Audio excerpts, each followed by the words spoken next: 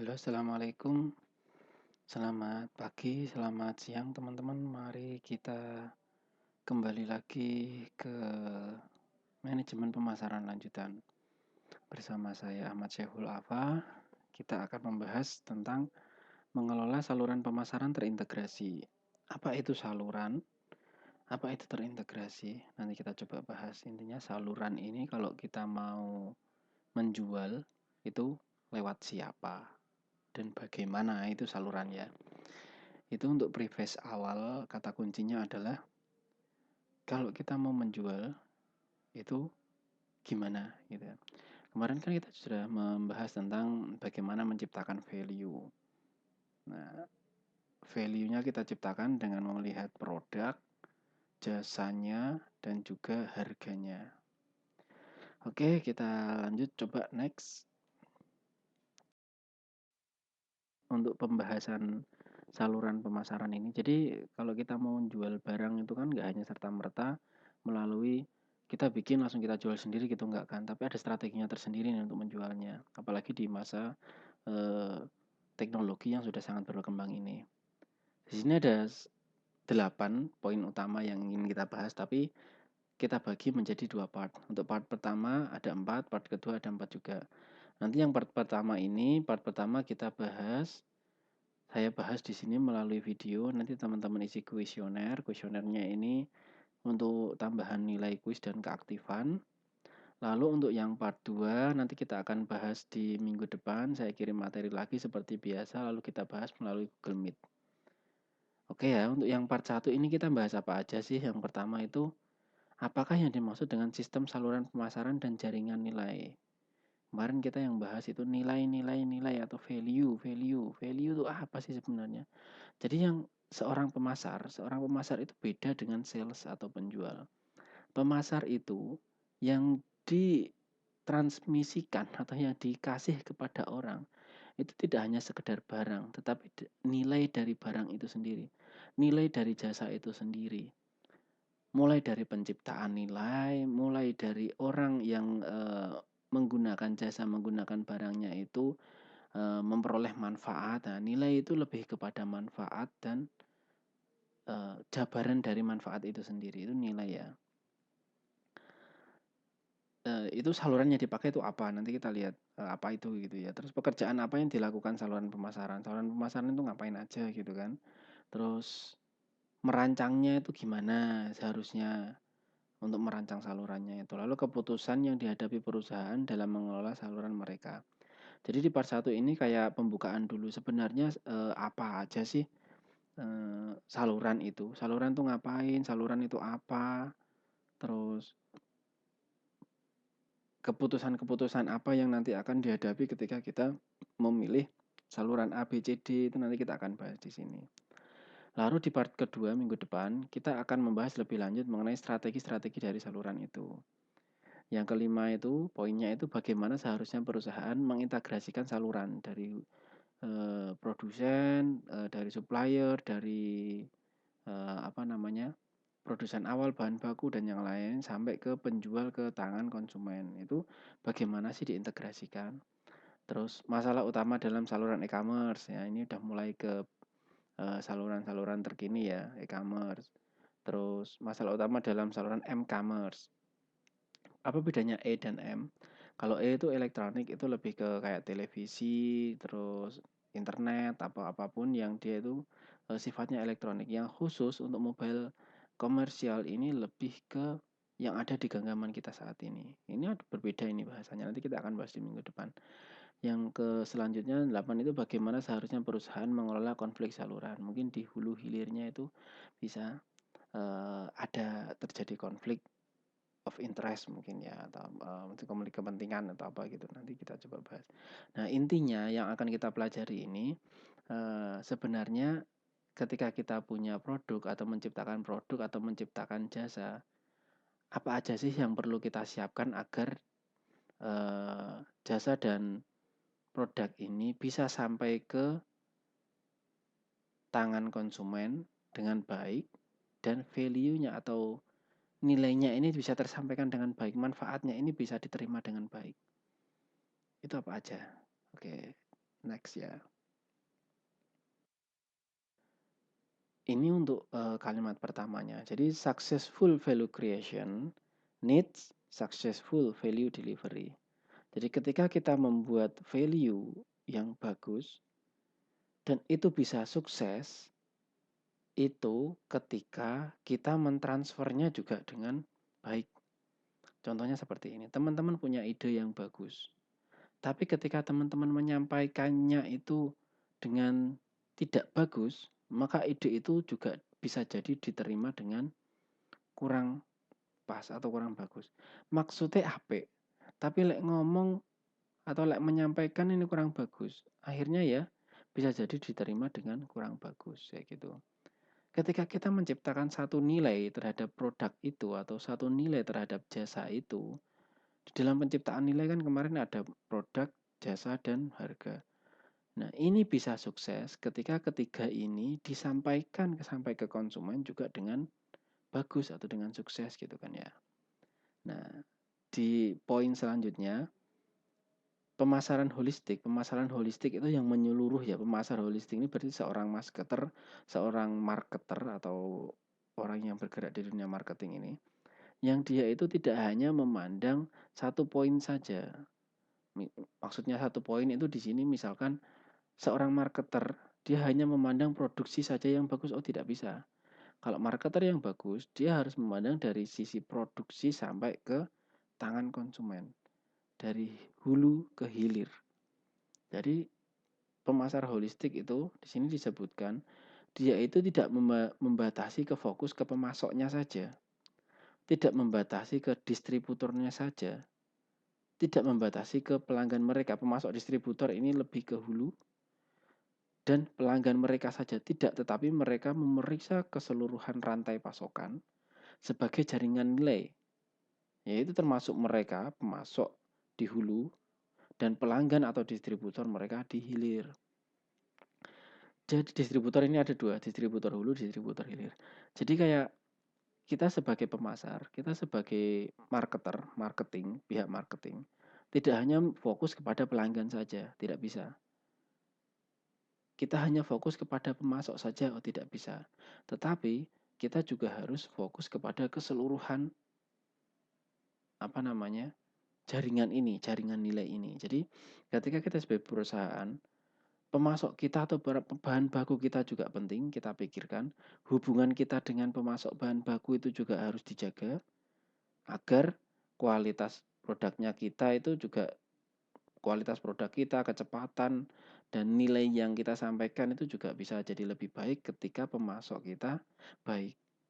Produk kita juga akan laku diterima dengan baik ketika pelanggan atau hubungan kita dengan pelanggan baik.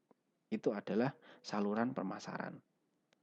Nah, saluran pemasaran yang holistik ini tidak hanya memandang satu sisi atau di sebagian sisi saja, tetapi keseluruhan ini dipandang sebagai satu jaringan nilai. Semuanya tidak bisa lepas dari apa itu yang namanya penciptaan nilai yang bagus kemarin, produk, jasa, dan harganya. Bagaimana caranya? Nanti kita coba lihat. Lalu, pemasar holistik lagi ini juga melihat bagaimana teknologi mengubah cara pelanggan berbelanja dan pengecer menjual, dan menemukan cara baru untuk mendistribusikan dan melayani penawaran mereka. Jadi seorang pemasar holistik ini juga tidak hanya memandang secara konvensional, jual beli secara konvensional. Kalau mungkin dulu penjualan itu hanya dilakukan ketika produsen dikasihkan ke toko, orang datang beli, selesai. Kita hanya memberikan treatment kepada toko yang menjual barang kita dan juga pelanggan yang membeli barang kita, lalu juga pemasok dari bahan baku barang kita. Pemasok ini tidak hanya bahan baku tapi pemasok jasa atau orang-orang juga yang bekerja di perusahaan kita. Tetapi di sini ada satu pembaruan yaitu teknologi. Teknologi tidak akan bisa lepas dari jaringan nilai ini. Bagaimana teknologi ini berpengaruh dan mengubah cara pelanggan berbelanja. Jadi pelanggan belanjanya juga kalau dulu datang sekarang pakai HP datang bisa jadi. pengecer yang dulu menjualnya itu langsung atau direct kepada pelanggan, sekarang pengecernya juga sudah berbeda, jualnya pakai eh, marketplace dan yang lain-lain. Terus ada lagi kalau zaman dulu mungkin distributor atau bagian orang yang mendistribusikan barang itu hanya distributor kayak dari pabrik ditaruh di gudang lalu didistribusikan oleh satu perusahaan distribusi sendiri gitu. Jadi dari gudang terus didistribusikan ke pengecer langsung gitu. Sekarang tidak. Sekarang bahkan dari produsen gudang diecer itu bisa jadi langsung ke, kalau dulu ada cuma kantor pos, sekarang saking banyaknya apa namanya jasa ekspedisi atau distributor apapun lah yang dia itu intinya mentransfer barang dari produsen sampai ke tangan pelanggan, itu kan banyak sekali. Nah ini semua tidak lepas dari peran teknologi gitu. Nanti akan kita bahas lebih lanjut. Intinya yang namanya saluran pemasaran itu tidak hanya eh, fokus kepada satu orang atau satu sisi, yaitu dari pemasok saja atau pelanggan saja, tapi dari keseluruhannya. Nah, itu harus terintegrasi. Jadi saluran pemasaran ini saluran pemasaran yang terintegrasi. Next. Lalu ini ya saluran pemasaran dan jaringan nilai. Sebenarnya saluran pemasaran itu apa sih? Pengertiannya, sekumpulan organisasi yang saling bergantung dan berpartisipasi dalam proses menjadikan produk atau layanan tersedia untuk digunakan atau dikonsumsi. Ini pengertian secara teksnya. Seperti yang sudah saya ceritakan tadi, intinya saluran pemasaran ini adalah bagaimana barang itu terdistribusi atau diciptakan atau nilai itu diciptakan mulai dari eh, nol atau bahkan minus sampai ke tangan pelanggan. Kalau kita produsen dari bahan yang setengah jadi menjadi barang jadi sampai ke pelanggan, itu kan panjang itu prosesnya. Nanti kita coba lihat ada satu contoh bagaimana sih saluran pemasaran pada satu barang. Nanti ada contohnya itu. Jadi kalau barang A itu saluran pemasarannya ada beberapa sih, ada 1, 2, 3, 4, 5. Jadi bisa tuh milihnya, kita tuh bisa milih mau kita buat langsung kita jual sendiri atau mau kita jual atau kita sampaikan ke orang. Nah, ada pilihannya tuh. Tapi yang jelas sekarang ini tidak ada satupun produsen besar yang dia itu langsung menjualnya sendiri. Atau jarang banget, jarang sekali ada yang ada. Merchant di sini agent sama fasilitator ini adalah tiga bagian jaringan pemasaran atau saluran pemasaran. Oke, lanjut. Pentingnya saluran pemasaran nih. Saluran yang dipilih mempengaruhi semua keputusan pemasaran yang lain.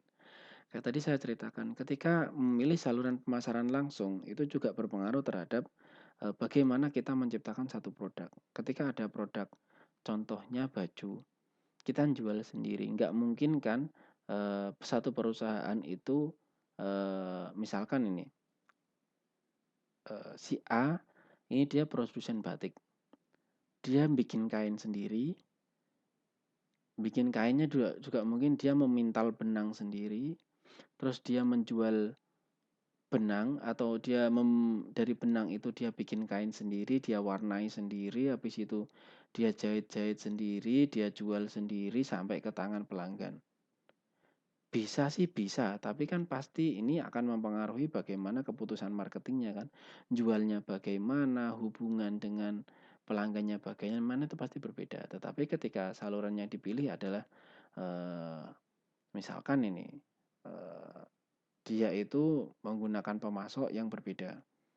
Ada 2, 3 pemasok, terus nanti dia dari kainnya berbeda, sampai ke tukang jahitnya berbeda, terus ini untuk yang barangnya ya, ketika dia sudah jadi, dia melabeli barangnya, memberikan label, terus habis memberikan label dia memasarkannya iklan. Nah ini ada pasti keputusan yang nanti ketika memilih satu saluran, itu pasti juga ada keputusan pemasaran yang berbeda ketika kita memilih saluran pemasaran yang lain. Seperti itu. Ini penting karena akan berpengaruh pada keputusan pemasaran yang lain. Selanjutnya, bab tentang pemasaran multisaluran. Pelanggan multisaluran berbelanja 4 kali lebih banyak daripada pelanggan biasa. Biasanya untuk produk pakaian dan kosmetik. Pelanggan multisaluran itu apa sih? Contohnya seperti ini, ketika kita ingin membeli pakaian, kita juga bisa beli langsung di toko, kita juga bisa beli ke tokonya langsung. Ada kan pakaian yang dia itu menjual melalui tokonya langsung, kayak contohnya misalkan dulu itu saya lupa. Kayak misalkan ada satu toko, saya punya temen itu Kanjeng, sarung Kanjeng itu ya, misalkan dia punya toko showroom sarung Kanjeng di web sendiri, di webnya sendiri. Nah, itu kan langsung. Ada juga yang melalui marketplace kayak Shopee, terus Tokopedia atau yang lain. Itu dia jualnya caranya kan berbeda-beda. Nah, ini kalau orang yang dia itu mencari barang dengan berbagai cara, ini akan dia itu lebih banyak menggunakan atau dia itu lebih banyak beli daripada orang yang hanya saya belinya langsung aja lah. Jadi dia nggak pernah tuh pakai aplikasi, dia nggak pernah buka web. Dia tuh paling beli pakaian itu cuma sekali 2 kali. Atau mungkin kalau yang lain, kalau pakaian sama kosmetik itu rata-rata pembelinya multi saluran. Nah, jadi dari sini kita bisa lihat kalau kita menggunakan cara multi saluran, ini nanti produk kita itu akan tersampaikan jauh lebih banyak daripada ketika kita hanya melakukan penjualan hanya dengan satu cara, misalkan langsung atau hanya dengan web saja, tidak bisa. Jadi kita harus mengkolaborasi ini. Ketika kita bisa mengkolaborasi, itu akan menjaring pelanggan lebih banyak. Tapi konsekuensinya apa? Ketika banyak cara atau saluran yang kita gunakan, biaya juga akan semakin banyak. Seperti itu. Next. Nah, mengintegrasikan sistem pemasaran multisaluran. Ada 3 manfaat utama. Mengintegrasikan sistem pemasaran multisaluran. Ada 3 manfaat utamanya, yaitu peningkatan cakupan pasar, biaya saluran lebih rendah, dan kemampuan untuk melakukan penjualan bisa disesuaikan. Jadi kalau multisalurannya ini terintegrasi, itu cakupan pasarnya akan lebih besar. Terus juga biaya saluran lebih rendah dan kemampuan untuk melakukan penjualan bisa disesuaikan. Tetapi kalau dia ini multi salurannya tidak terintegrasi akan membutuhkan biaya yang lebih banyak. Kenapa? Contohnya misalkan kayak kita menjual di toko, tapi di toko ini kita tidak integrasikan dengan online.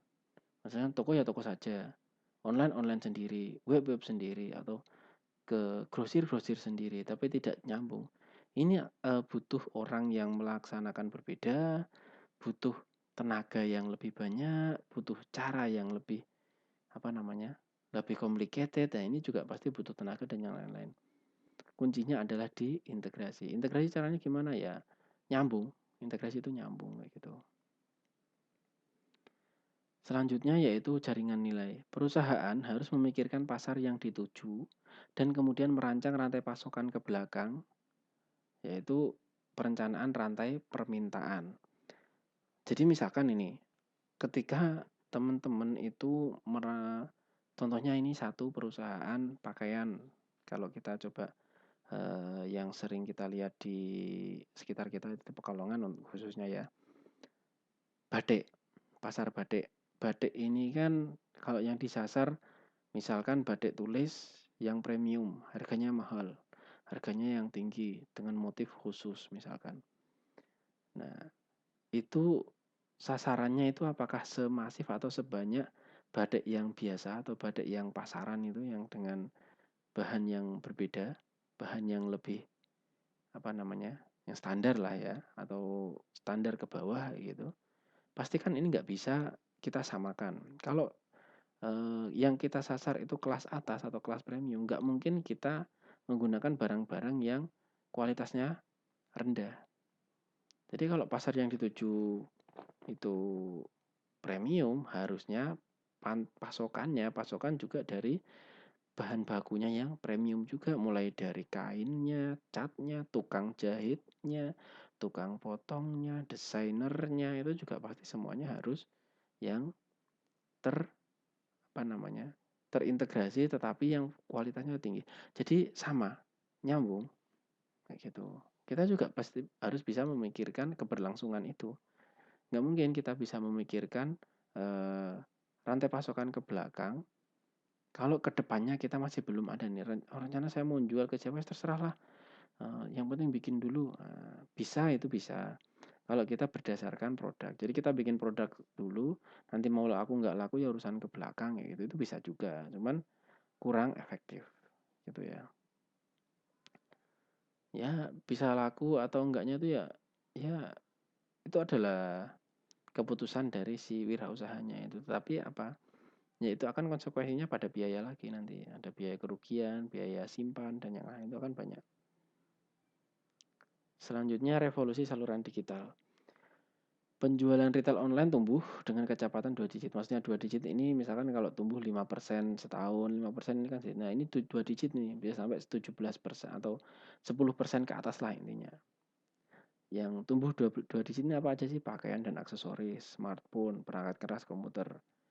Nah, ini apa? Jadi pertumbuhan retail online yang sampai bisa tumbuh 2 digit, perkembangannya 2 digit ini, pakaian salah satunya ya. Di Pekalongan ini juga masuk pasti ini pakaian dan aksesoris ya. Apa? Online itu ada tiga yang paling utama. Ini nanti teman-teman coba perhatikan. Benar nggak dengan dunia nyatanya seperti ini? Jadi ketika pakaian dijual dengan online atau retail ini kan yang jual langsung ya. Tiga yang paling utama yaitu yang pertama pengembalian yang mudah. Jadi ketika orang berbelanja dengan online saluran digital, itu dia pasti ketika pengembaliannya mudah, itu dia akan beli dulu. Tapi secara logika, kalau orang sudah beli, ada orang yang malas mengembalikan, ya sudahlah seperti ini saya coba. Kecuali kalau emang barang kita bagus, pasti apa namanya? Kalau melalui quality control yang bagus, tapi kan ada miss-nya itu ya 1 2. Kalau dia pengembaliannya mudah terus kita langsung tanggapi pelayanan ya. Kita langsung tanggapi, langsung kita layani dengan baik, itu dia akan memberikan testimoni atau ulasan. Jadi ini saling bergantung. Jadi ada tiga yang utama nih. Pengembalian yang mudah, returnya mudah, alat uji coba, dan ulasan pelanggan. Alat uji coba ini contohnya ya misalkan kayak orang yang pakai pakaian ditempelkan ke orang atau endorse atau apa gitu kan ya diuji coba. Salah satu alatnya itu kalau saluran digital. Nah mungkin kan kita nyoba makanan nyicipi kalau lewat digital kan nggak bisa tuh. Tapi ya kayak gitu caranya. Jadi pengembalian yang mudah. Jadi nanti kita janjikan tuh di awal. Kalau misalkan rusak apa retur kita layani. Jadi itu akan menghilangkan kekhawatiran mereka kalau nanti dia bimbang. Wah nanti kalau jadi yang sekarang yang banyak kalau membeli lewat digital itu kan, wah nanti kalau barang saya jelek gimana? Kalau apa namanya eh, tidak bagus bagaimana? Atau nanti salah yang bagaimana? Nah pokoknya caranya yang paling pertama itu pengembalian yang mudah. Orang itu akan merasa wah ini nanti barang ini terpercaya nih. Kalaupun saya salah atau keliru saya akan kembalikan. Dan dibuktikan beneran pengembalian mudah. Itu orang akan merasa apa namanya aman untuk membeli barang itu. Yang kedua alat uji coba. Jadi kalau misalkan kita di toko ada baju kita coba pakai, itu kan bisa gitu ya. Kalau nggak cocok dikembalikan. Nah ini nyobanya gimana kalau misalkan lewat online digital? Ya bajunya itu dipakaikan ke orang. Oh orang ini bagus apa enggak? Oh Arafah misalkan contohnya. Arafah cewek pakai baju ini pas. Oh saya ukuran badannya ya kayaknya se-Arafah ini. Wah berarti cocok pas di saya nih ukuran sekian gitu misalkan. Atau ukuran itu kan ada ukurannya panjang, lebar dan yang lain-lain. Nah gitu ditempelkan. Oh dia jadi merasa oh ini pas ini di saya. Jadi saya nggak perlu nyoba, nggak perlu datang langsung nyoba itu bisa kerasa. Dan yang paling terakhir yang paling penting juga mungkin ulasan pelanggan. Pembeli-pembeli sebelumnya itu gimana sih dia komentarnya mengenai barang ini. Jadi tiga ini yang utama ketika kita memilih saluran digital. Saluran itu kan tadi saya jelaskan di awal ada macam-macam ya. Saluran ini kan sekumpulan organisasi yang saling bergantung. Dia itu bisa langsung, konvensional, atau digital, atau satu saluran saja. Tapi yang saat ini kita nggak mungkin bisa menjual sesuatu dengan satu saluran saja, itu nggak mungkin. Next ya. Di saluran ini, jadi mengapa seorang produsen mendelegasikan sebagian pekerjaan penjualan kepada perantara, melepaskan kendali atas bagaimana dan kepada siapa produknya dijual? Orang yang membuat mobil, misalkan nih perusahaan mobil Tesla, dia nggak mungkin si perusahaannya ini jual sendiri, tapi misalkan kayak mobil Toyota. Mobil Toyota yang jual siapa? Astra. Atau motor Honda yang jual juga Astra. Astra ini perusahaan yang berbeda. Tetapi kenapa nggak Honda sendiri yang menjualnya kayak gitu? Atau apa contohnya? Yang paling gampang Aqua. Aqua bisa bikin air. Tapi yang jual sampai ke luar negeri siapa? Danone. Itu juga saluran pemasaran. Jadi Aqua ini merekrut atau meng-hire si perusahaan yang lain ini untuk menjualkan barang dia. Kenapa? Kok nggak dia jual sendiri? Kan nanti nggak tahu barangnya itu dibeli siapa, terus treatmentnya kayak gimana itu kan nggak tahu nanti. Kok maunya seorang produsen ini mendelegasikan pemasaran atau penjualannya itu kepada orang lain? Itu karena satu, melalui kontak, pengalaman, spesialisasi, dan skala operasi mereka, perantara membuat barang tersedia secara luas dan dapat diakses oleh pasar sasaran. Contohnya ini, barang-barang retail konsumsi gitu. Jualnya apa? Lewat Indomaret, Alfamart. Ini Indomaret, Alfamart ini dia karena retailnya sudah sangat banyak, sudah sangat terkenal. Ini perusahaan-perusahaan itu bukan Indomaretnya yang pengen, tapi justru ketika saya produsen, itu saya membuat kontrak kepada Indomaret dengan harga khusus mestinya. Ketika Indomaret minta harga, oh saya mau jualan ini tapi harganya segini. Ya mau nggak mau si retail ini, si perusahaan pembuat apa namanya, pembuat barang ini, produk ini juga harus mau gitu. Itulah ketika saluran pemasaran ini sudah bagus, sudah apa namanya,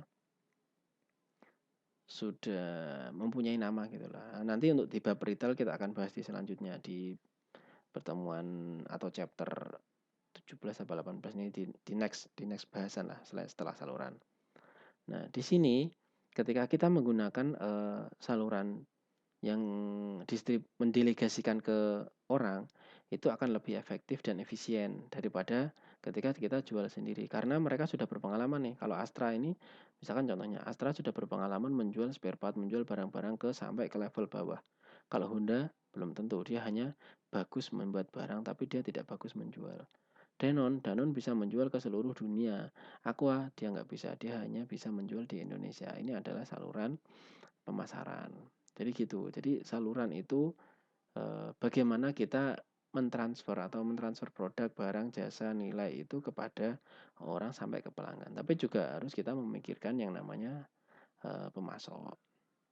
Jadi begitu ya, itu namanya saluran pemasaran. Harus terintegrasi. Kenapa? Kalau misalkan kalau tidak ada hubungan yang baik antara pemasok kita, distributor dan sampai ke apa namanya, pelanggan, rantai nilainya atau value chain-nya ini nanti tidak akan bisa tercipta keselarasan seperti itu. Timpang nantinya.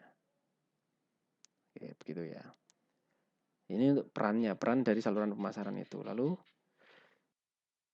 selanjutnya next untuk contohnya. Jadi kalau tadi kita sudah bahas, jadi saluran pemasaran itu dia berperan sebagai apa? Terus posisinya dia itu nanti bagaimana? Si distributornya, si produsennya, atau si retailernya, penjual langsungnya. Nah, ada di sini contohnya alur pemasaran di saluran pemasaran untuk truk forklift. Truk forklift. Forklift itu truk yang dia itu bisa ngangkat barang yang berat banget gitu ya. Nah, yang jual truk forklift itu kalau kita mau beli itu belinya di mana sih? Gitu kan. Apakah di Indomaret? Enggak ada kan, tapi khusus. Jadi di gini, kalau secara fisik itu truk forklift itu jualnya pertama ini yang pertama paling atas itu ya, ada physical flow. Physical flow itu alur fisik penjualan truk forklift. Kalau ini yang paling kanan kan customer, yang warna hijau paling kanan itu kan customer. Customer itu hubungannya sama siapa aja sih? Sama, itu ada garisnya, ada transporter, warehouse, ada manufacturer, ada transporter. Transporter yang setelah dari dealer. Jadi secara fisik yang namanya truk forklift itu pertama dibeli supplier. Supplier ini sebelumnya juga dari si produsen. Supplier dikirimkan ke transporter atau warehouse. Transporter ini yang mengantarkan barang, suppliernya ini bahan-bahannya, supplier apa namanya? Supplier dari truk itu. Terus dimanufaktur atau pabriknya. Jadi barang-barang digawa karo transporternya, diproduksi atau dirangkai di manufaktur itu. Dari yang sudah jadi di manufaktur, dikirim lagi oleh transporter atau warehouse ke dealer. Dealernya ini ya toko yang dia khusus menjualkan truknya itu, majang truknya itu. Dari dealer ketika ada orang beli, ditransporterkan ke customer. Jadi ini saluran secara fisik. Lalu selanjutnya title flow. Title flow itu ketika kita membeli truk forklift, itu kita hubungan apa namanya? Misalkan forkliftnya mereknya apa ya? Caterpillar misalkan. Caterpillar. Nah, kita mengenal Caterpillar itu dari mana sih? Ya, dari dealer Caterpillar dan juga dari produsen Caterpillar kan. Ya, kita tahunya dari itu. Nah, suppliernya ya dari si manufaktur ini yang berhubungan dengan si suppliernya. Lalu kita pembayarannya seperti apa sih kalau payment flow yang ketiga itu kan payment flow itu bayarnya seperti apa? Customer, ini kan ada garisnya dari kanan itu. Customer bayar ke bank, banknya bayar ke dealer, dealer ke bank, banknya ke manufaktur, manufaktur bank ke supplier. Jadi ini adalah rantai pasokan nilai ketika kita membayar atau membeli truk forklift. Bayarnya seperti apa, titel itu bukan judul ya, maksudnya itu lebih ke kita mengenal truknya itu dari siapa, kita taunya truk itu dari siapa gitu ya. Transporter atau warehouse ini kenapa dia nggak muncul? Karena dia hanya sebagai perantara. Dia itu ya tidak mewakili, jadi truknya itu tidak mewakili dia gitu ya, truk forkliftnya tidak mewakili dia gitu. Setelah itu kalau yang keempat ini informasi mengenai truk forkliftnya. Entah itu informasi kualitas, informasi kebutuhan, informasi pasar, itu bagaimana? Supplier berhubungan dengan transporter dan warehouse, dan supplier juga berhubungan dengan manufaktur. Jadi si manufaktur ini juga dia kontak-kontak dengan supplier, juga kontak-kontak dengan transporter, warehouse, dan banknya. Informasi apa? Informasi apapun mengenai biayanya, terus produknya apa, terus nanti dikirimnya apa, itu informasinya melalui mereka. Terus juga ketika mau ke dealer, dealer itu hubungannya juga dengan transporter, juga dengan manufaktur. Tapi manufaktur ini juga bisa berhubungan dengan customer. Kalau yang namanya truk forklift itu kan misalkan tadi contohnya Caterpillar, ya customernya itu bisa berkomunikasi dengan si pembuatnya, PT Caterpillarnya itu apa, misalkan contohnya kerusakan atau tanya-tanya spesifikasi, itu juga bisa ke dealer, bisa ke manufaktur. Misalkan kalau yang langsung ke pabriknya itu kepengen lihat pembuatannya kayak gimana, itu kan bisa. Misalkan kayak gitu ya, itu contoh saja itu.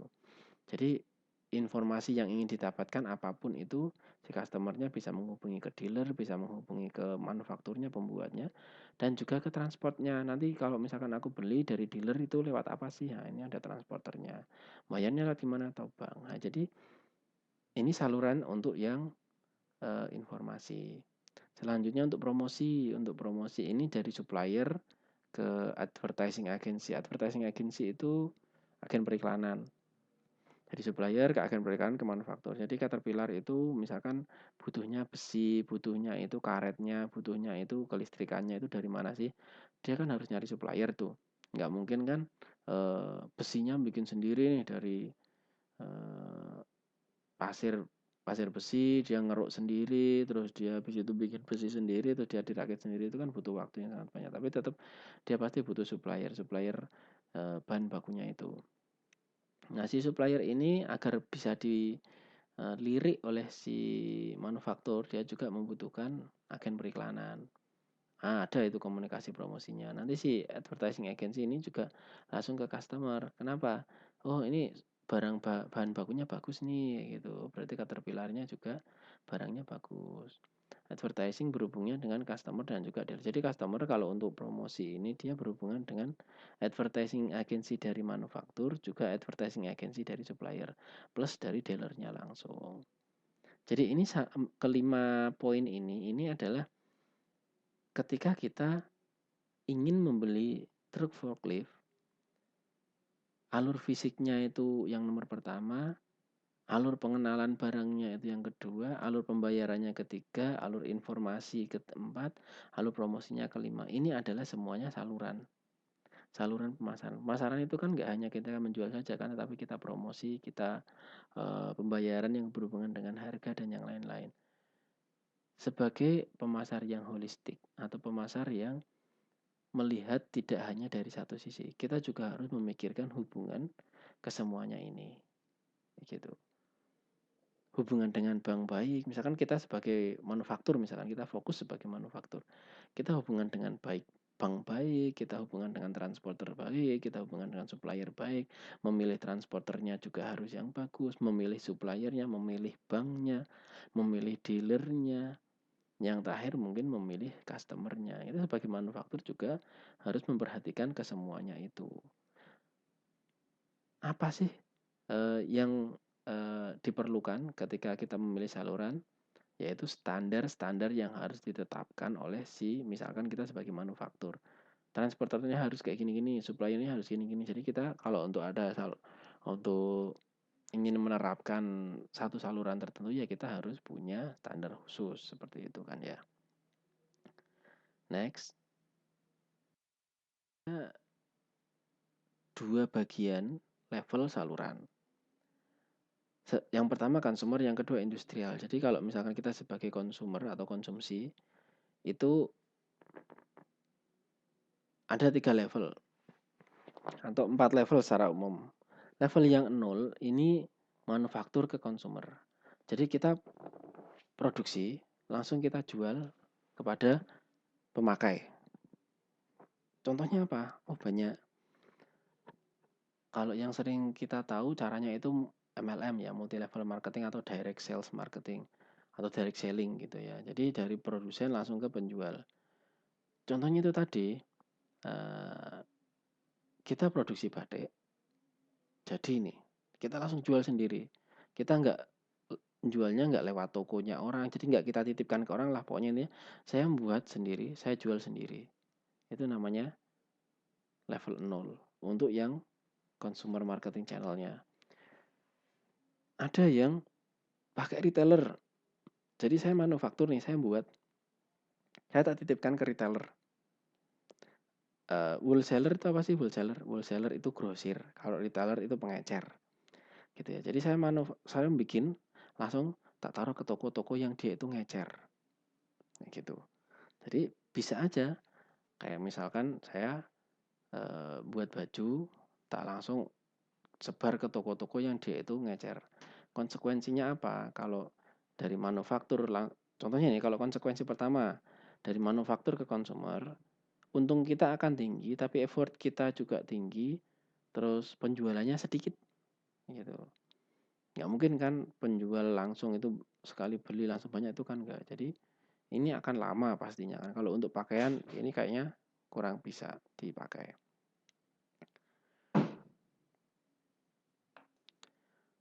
Kalau manufaktur ke retailer, jadi dari kita produsen langsung ke ecer, itu kan kita harus nyebar ke tokonya banyak biar kalau pakaian ya kita langsung titipkan ke toko-toko yang mengecer pakaian. Kayak gitu, langsung ke konsumer. Kalau 2 level dari manufaktur, jadi ini sih kita yang membuat manufaktur, terus kita kasihkan ke tukang grosir, Nah, jadi kita jualnya levelnya grosir nih, jadi manufaktur kita jualnya ke grosir. Nah, si grosir ini dia langsung ngecer ke pengecer. Grosir diecer ke retailer baru sampai ke konsumen. Ini 2 level. Ada yang 3 level. Kalau 3 level ini si manufaktur jualnya ke grosir. Tapi si grosir ini dia diambil lagi oleh eh, siapa itu jobber. Jobber ini siapa sih? Jobber ini kayak apa namanya? Tengkulak gitu ya mungkin ya kalau di sini bahasanya. Jadi si grosir ini, grosir besar, dia itu kan melayani ke pengecer-pengecer, tapi kan dia itu kadang-kadang enggak semua tukang grosir itu melayani ke semua pengecer gitu ya. Ada yang dia itu tidak dilayani oleh wholesaler. Nah ini jobber ini ngambil nih. Dia kulaan nih dari apa namanya? Apa itu namanya? Jadi kayak dia itu kulaan ke grosir-grosir, terus dia jual lagi ke toko-toko kecil. Terus dari toko kecil ini baru sampai ke pengecer. Jadi gitu. Jadi nggak hanya langsung ke grosir ke pengecer itu enggak. Gitu. Itu ada itu levelnya, 3 level itu. Jadi ini juga bisa dipikirkan oleh si manufaktur. Lalu selanjutnya industrial marketing channel. Kalau tadi itu consumer marketing channel itu saluran pemasaran yang untuk langsung ke konsumen. Nah, ini kalau langsung levelnya industri. Jadi kalau kita apa namanya? Industri untuk barang-barang industri misalkan. Jadi kalau tadi kan untuk barang-barang yang dikonsumsi, untuk barang-barang industri itu kayak contohnya produk-produk bahan baku atau spare part atau apapun gitu kan. Yang beli itu bukan konsumen langsung, tetapi yang beli itu toko atau yang beli itu tukang servis atau yang beli itu pabrik gitu ya. Sama juga ada 3 level di sini, ada yang manufaktur, jadi yang dia itu produsen langsung ke industrial customer. Jadi customer atau pelanggan-pelanggan industri. Ada yang 1 level yang dia itu dari produsen manufaktur langsung ke distributor, langsung ke industri atau apa namanya pelanggan-pelanggan industri. Ada yang 2 level. Dari manufaktur ke manufaktur representatif atau kayak contohnya ya Toyota, mobil dari Toyota itu dia langsung ke dealer Toyotanya. Misalkan apa ya kalau dealer Toyota itu? Contohnya Nasmojo atau kalau Nasmojo ya Nasmojo jualan juga ya.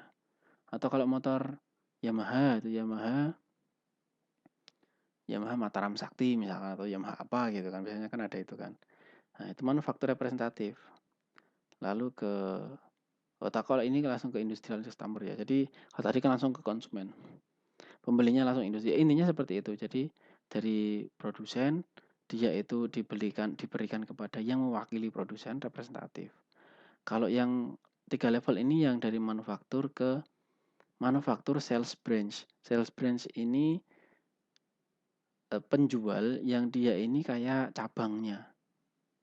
Jadi cabang penjualan manufakturnya dia langsung ke manufaktur representatif atau tidak melalui manufaktur representatif langsung ke industrial distributor baru ke industrial customer. Jadi pilihan-pilihan level saluran ini juga dipikirkan oleh seorang manufaktur, seorang pengusaha. Kita wholesaler pun juga kita berpikir tentang manufakturnya.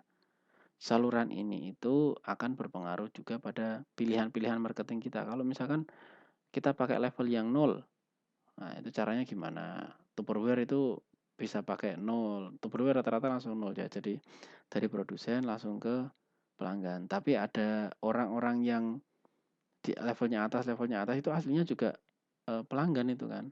Dari produsen langsung ke pelanggan. Cuman pelanggan yang di bawahnya ini lebih ke bukan pelanggan pemakai langsung, tapi pelanggan yang seolah-olah dia itu retailer. Tapi aslinya dia pelanggan langsung seperti itu kan. Caranya direct selling. Itu berbagai macam saluran dan berbagai macam cara ketika ingin menyampaikan atau menjual barang atau menyampaikan nilai seperti itu. Next.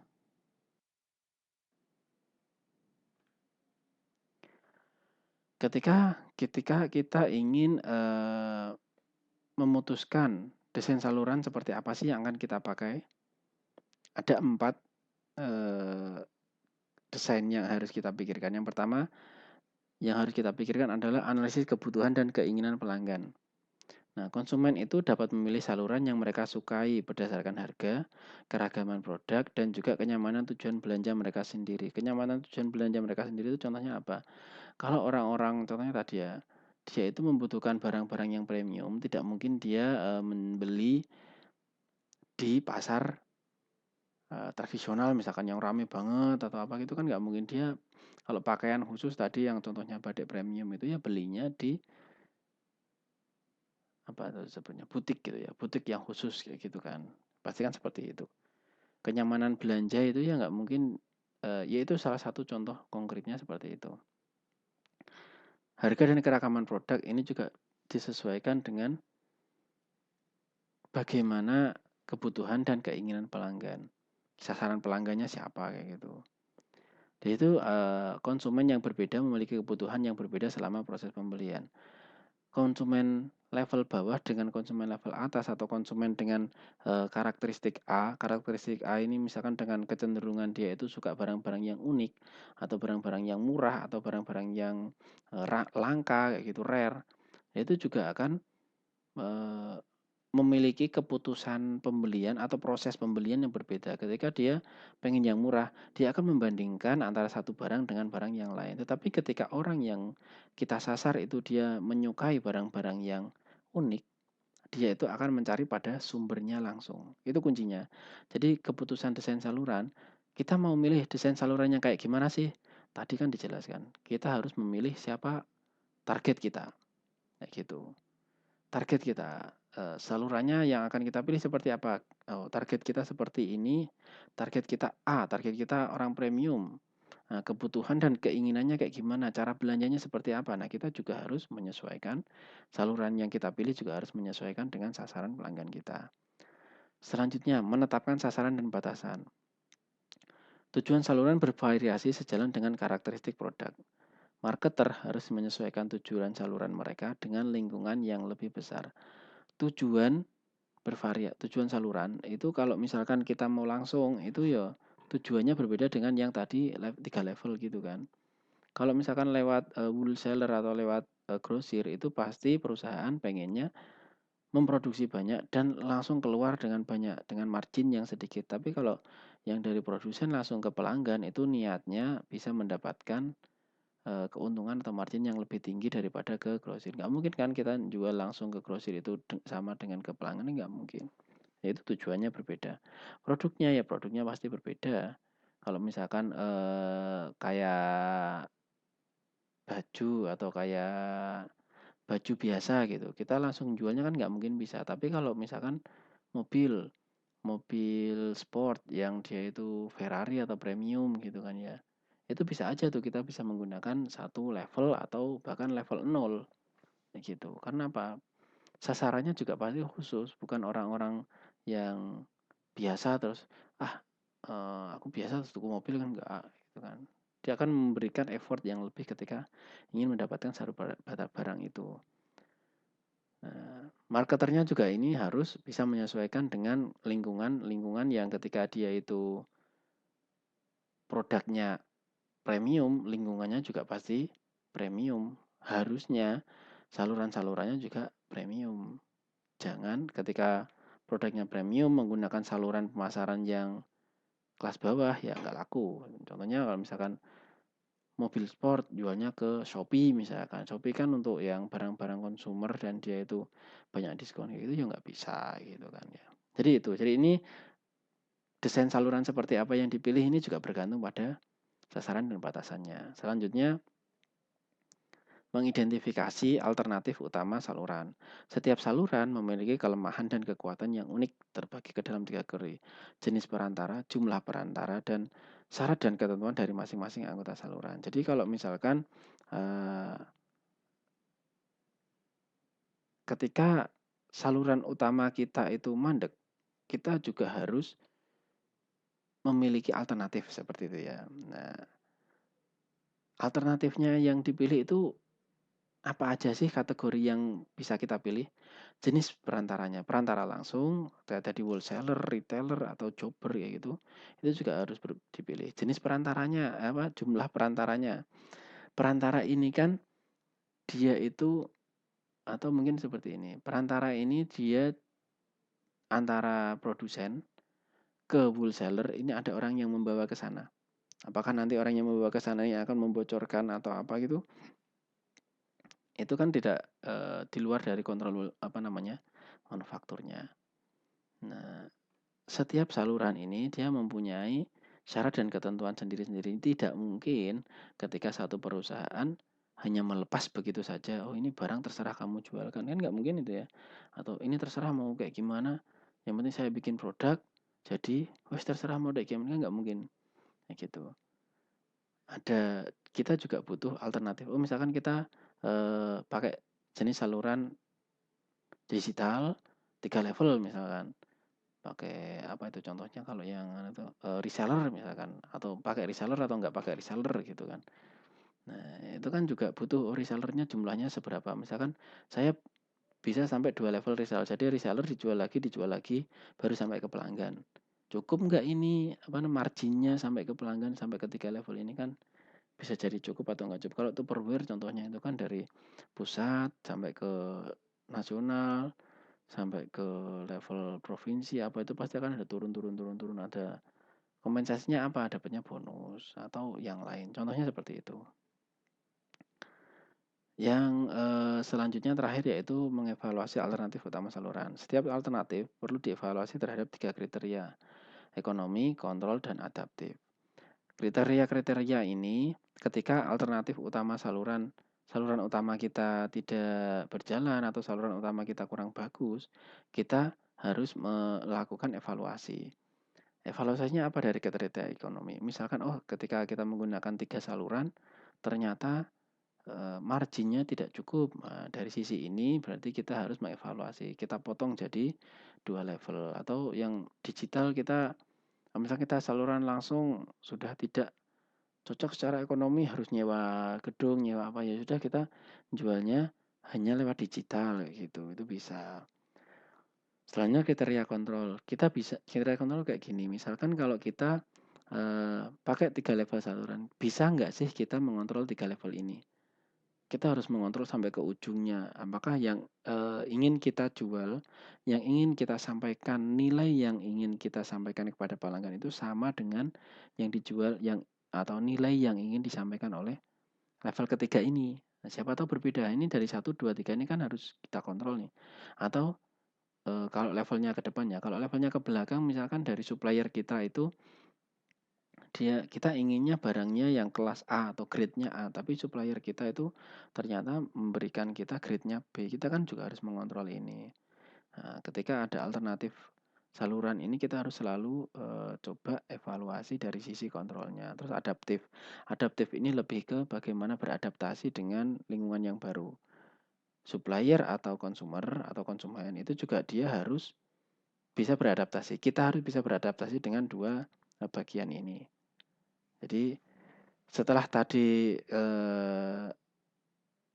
dari kesemuanya itu, ketika kita mau memilih, ketika desainnya seperti apa, terus mengevaluasi dan yang lain-lain, harus kita paham produk kita itu apa, pengen kita berikan kepada siapa, dan value apa yang ingin kita sampaikan ke mereka atau konsumen itu juga jelas.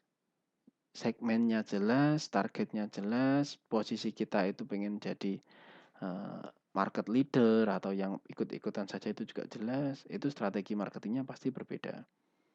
Desain salurannya juga pasti berbeda. Keputusannya diambil juga pasti berbeda. Seperti itu. Ini bisa menjadi apa namanya alternatif teman-teman ketika punya satu barang, aku pengen jualnya seperti apa sih kayak gitu. Misalkan saya punya barang A, ini tak jual gimana ya yang bagus. Nah itu tadi berarti sama harus paham sasaran teman-teman itu sasaran dari produk teman-teman itu orang-orang kayak gimana sih. Itu oh orang-orang seperti ini ya cocoknya menggunakan saluran seperti ini.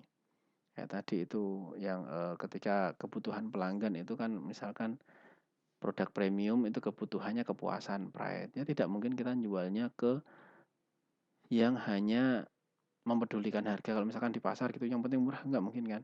Yang namanya pride itu kan harus kita layani dengan sesuatu yang meningkatkan pride-nya dia juga. Kayak misalkan kalau pakaian ya satu butik khusus yang bagus terkenal atau di mall khususnya itu menyesuaikan dengan kebutuhan pelanggan. Nah, ketika kita sudah memilih dan ketika sudah menetapkan saluran, tetap harus ada namanya manajemen. Jadi salurannya ini dikontrol. Apa yang pertama yang langkah yang kita perlukan? Memilih anggota saluran. Suppliernya siapa? Jadi bagi pelanggan saluran itu adalah perusahaan itu sendiri. Jadi kayak contohnya nih,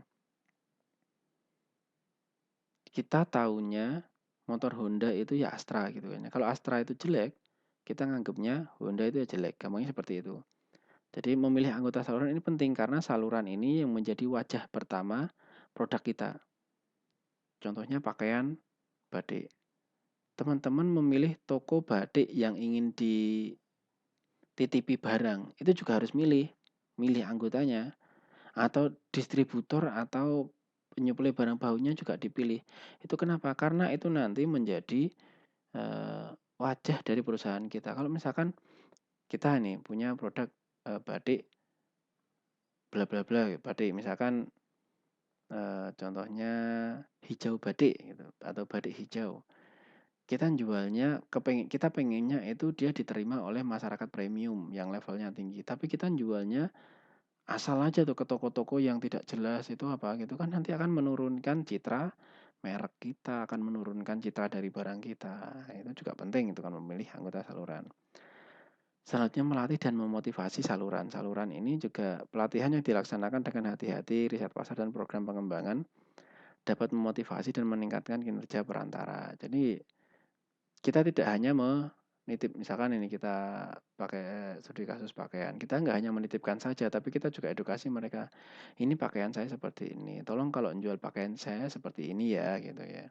Itu juga edukasi.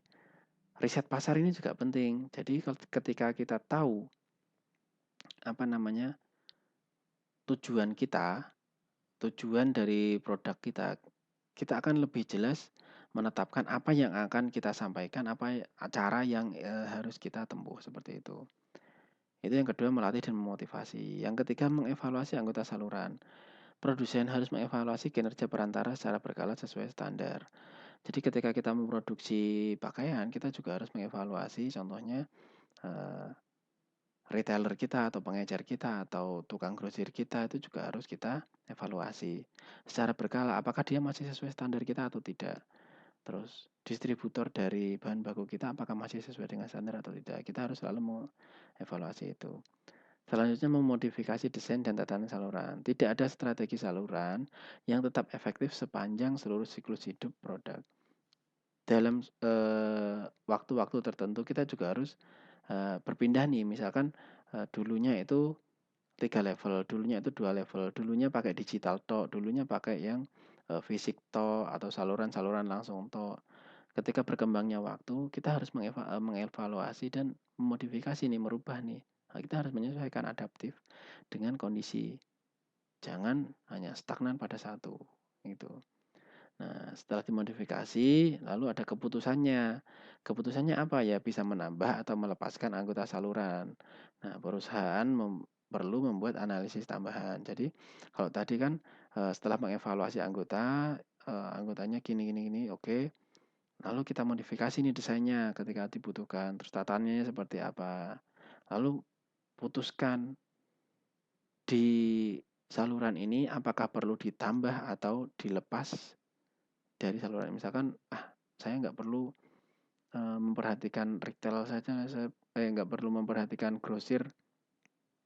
Saya langsung ke ecer aja lah.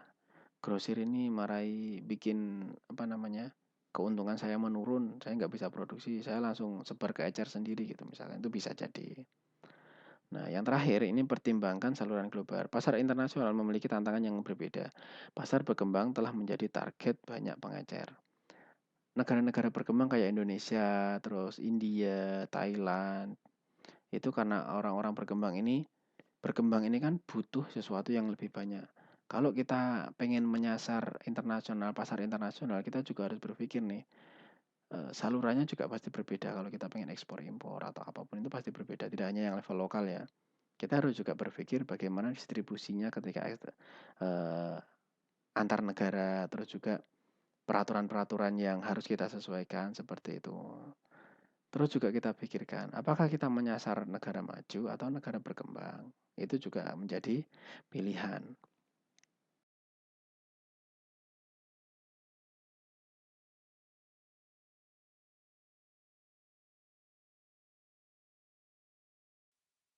Jadi untuk part satu ini kita udah selesai.